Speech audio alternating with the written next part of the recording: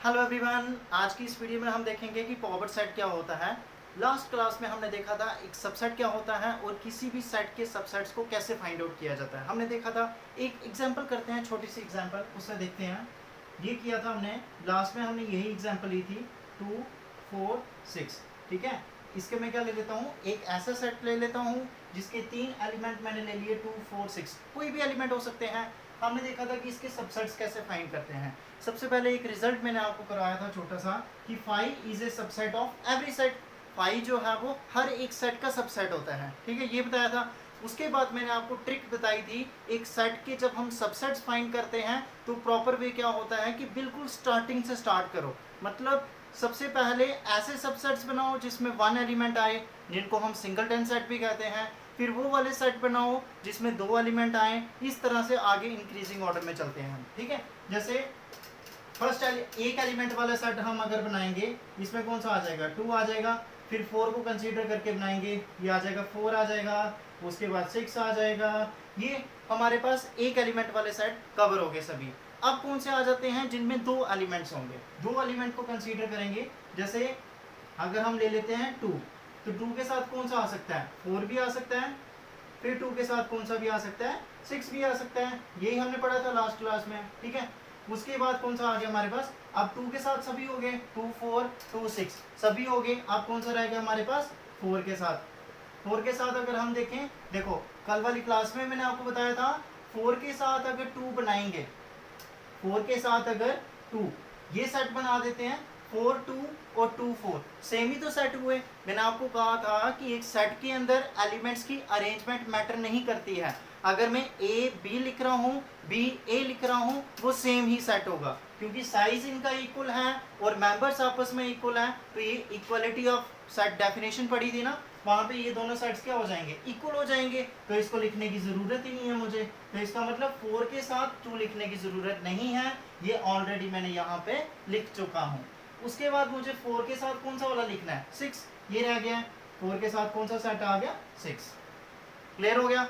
अब उसके बाद 2 के साथ भी हो गए, 4 के साथ भी हो गए। अब किसके साथ रह गए, 6 के साथ। अगर 6 के साथ हम देखेंगे, 6 के साथ कौन सा बन सकता है, 2 पेयर बन सकता है। बट 6 2 और 2 6 सेम हो गए, तो लिखने की जरूरत नहीं है। 6 4 और 4 6 ये लिखा हुआ हमने, ये क्या है, सेम है। तो ये सबसेट हम ऑलरेडी लिख चुके हैं। तो 6 के साथ कोई भी कॉम्बिनेशन नहीं बनेगा। ये मैं ज़्यादा जल्दी इसलिए पढ़ा रहा हूँ क्योंकि ऑलरेडी मैंने लास्ट क्लास में ये पढ़ा चुका हूँ। मैंने यही बताया था कि 5 is a subset of every set. 5 तो यहाँ पे लिखना है। उसके बाद हम सिंगलटन सेट्स बनाते हैं, जितने भी मेंबर होंगे उनको कंसीडर करके सिंगलटन सेट बनाएंगे। उसके बाद क्या होगा, 2 2 एलिमेंट्स के हम सेट बनाते हैं। 2 2 एलिमेंट्स के पहले हमने 2 के साथ सभी बना दिए, फिर 4 के साथ बनाया, 4 के साथ 6 बना। अब 6 के साथ और कोई नहीं बन सकता है क्योंकि वो सेम सेट बनेगा जो कि हमने ऑलरेडी यहाँ पे लिख चुके हैं। ठीक है, अब उसके बाद कौन से आगे, 3 एलिमेंट वाले। 3 एलिमेंट वाले 2 के साथ ही बना सकता हूँ। फर्स्ट एलिमेंट 2 है, सेकेंड एलिमेंट को मैं 4 रख देता हूँ। ठीक है, थर्ड एलिमेंट को 6। एक ही सेट बनेगा, और कोई पॉसिबल है सेट इसमें से, एक ही सेट बनेगा ना। तो ये सभी के सभी किसके सबसेट्स आ गए, ए सेट के। क्या इसका और कोई सबसेट पॉसिबल है, बताओ मुझे जल्दी, क्या इसका और कोई सबसेट पॉसिबल हो सकता है। मैंने आपको एक और चीज बताई थी, हम कैसे काउंट कर सकते हैं। एक अगर सेट हमें गिवन होगा, हम ये कैसे काउंट करेंगे कि उसके कितने सबसेट्स एग्जिस्ट करेंगे। क्या फॉर्मूला होता है, 2 raise to power cardinality of a set. अगर ए सेट है मेरे पास, तो ये आ गया 2 raise to power cardinality of a set. Cardinality of a set क्या हो गया, जितने उसके अंदर मेंबर हैं उसको मैं क्या कहूंगा, कार्डिनलिटी कहूंगा। तो ये आ जाएगा 2 रेज़ टू पावर, कितने एलिमेंट हैं, 3 एलिमेंट हैं। तो 2 रेज़ टू पावर 3 कितना हो गया, 8। इसका मतलब इस सेट के कितने सबसेट्स एग्जिस्ट करेंगे, 8। तो जल्दी काउंट करो, 1 2 3 4 5 6 7 8। तो टोटल हमने कितने बना दिए हुए हैं, 8 सबसेट बना दिए हुए हैं। इसका मतलब इनको छोड़ के और कोई भी सबसेट एग्जिस्ट नहीं करेगा। ठीक है, ये हमने पढ़ा था लास्ट क्लास में। अब देखो क्या होगा अगर मैं ये सभी सबसेट्स को एक कलेक्शन में रख देता हूं, इन सभी सबसेट्स की एक कलेक्शन बना देता हूं। मैंने क्या कर दिया, ये सभी सबसेट्स की एक कलेक्शन बना दी। अब देखना बहुत इंटरेस्टिंग होगा। क्या होगा अगर मैं सभी सबसेट्स की एक कलेक्शन बना देता हूं। ये बेसिकली कलेक्शन किसकी बन गई, ए सेट के जितने भी सबसेट्स होंगे उन सभी की मैंने क्या कर दी है, कलेक्शन बना दी है। अब मुझे बताओ क्या ये कलेक्शन वेल डिफाइंड होगी, बताओ जल्दी।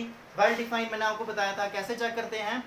अगर मैं आपको बोल देता हूं भाई मुझे इस सेट के जितने भी सबसेट्स होंगे उन सभी की कलेक्शन बना कर दो, ठीक है, क्या मुझे आप इससे डिफरेंट कोई कलेक्शन बना कर दोगे, नहीं दोगे ना, आप मुझे यही कलेक्शन रिटर्न करोगे।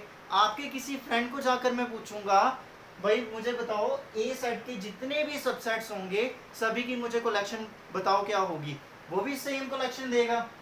इसका मतलब ये जो कलेक्शन है ये क्या है, वेल डिफाइंड है।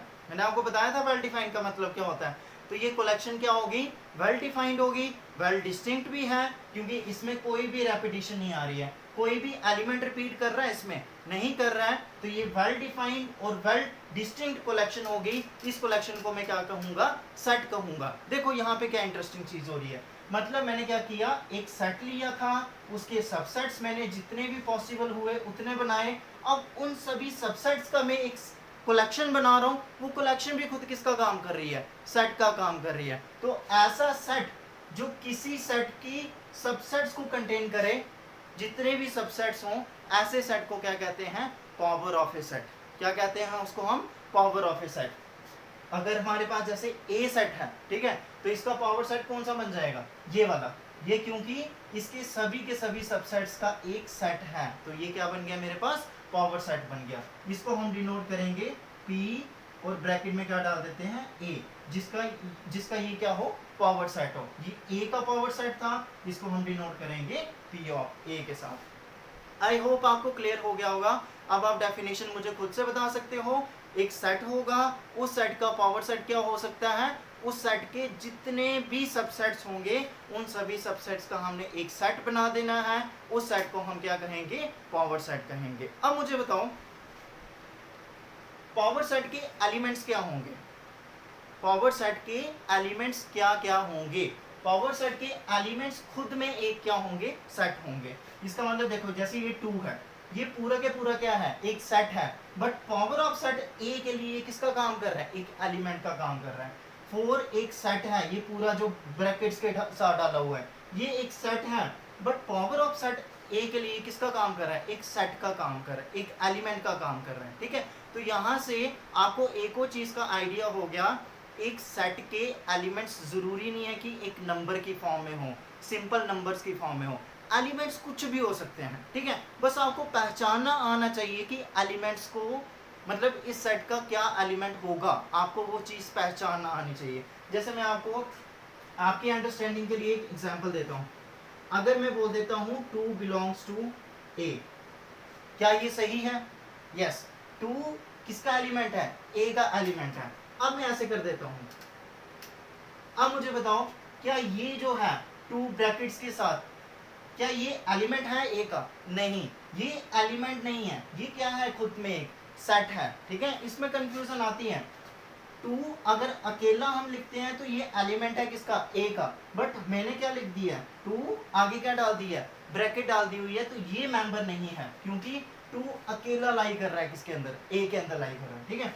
बट ये जो है ये पूरा, ये किसका मेंबर होगा, पावर ऑफ सेट ए का, क्योंकि देखो सेम फिगर, इसको एक नंबर नहीं कंसीडर करो, इसको एक फिगर कंसीडर करो, सेम फिगर किसके अंदर भी लाई कर रही है, इसके अंदर भी लाई कर रही है, तो ये क्या हो गया, इसका मेंबर हो गया, ठीक है। तो यहाँ से आपको क्लियर हो गया होगा पावर ऑफ ए सेट क्या होता है, किसी भी सेट के जितने भी सबसेट्स होंगे उनका एक सेट, उसको हम क्या बोलेंगे, पावर ऑफ सेट कहेंगे, ठीक है। पावर ऑफ सेट जो होता है उसके जो मेंबर्स होते हैं वो खुद में क्या होते हैं, सेट होते हैं। सबसेट्स होंगे ना तो वो खुद में क्या होते हैं, सेट्स होते हैं इस तरह के, ठीक है। तो यही सब था पावर ऑफ ए सेट ए में, ठीक है। छोटा सा टॉपिक था। Thank you class.